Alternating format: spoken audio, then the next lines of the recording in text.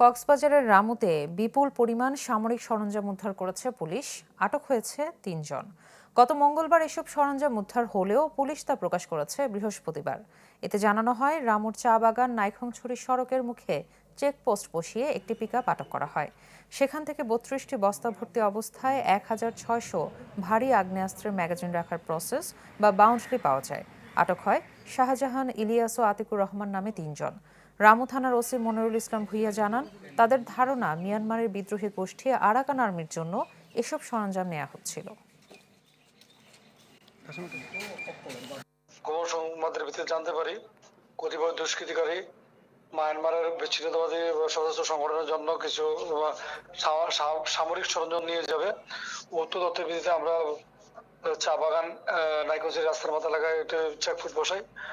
উক্ত চেকপোস্টে রাত ১:৩০টার দিকে আমরা একটি পিকআপ গাড়ি আটকাতে সক্ষম হই এবং ওই পিকআপ গাড়িতে আমরা তল্লাশি করে ৩২টি বস্তায় ১৬০০ পিস ভারী অস্ত্রের ম্যাগাজিন রাখার প্রসেস উদ্ধার করি।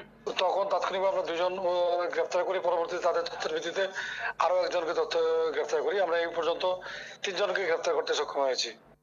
নতুন এবং ফিরে আসা গ্রাহকদের জন্য নগদে চলছে ক্যাশব্যাক সহ প্রতিদিন হাজারো উপহার জেতার সুযোগ। হবে আশা আর ফেরা, সারপ্রাইজ সেরা।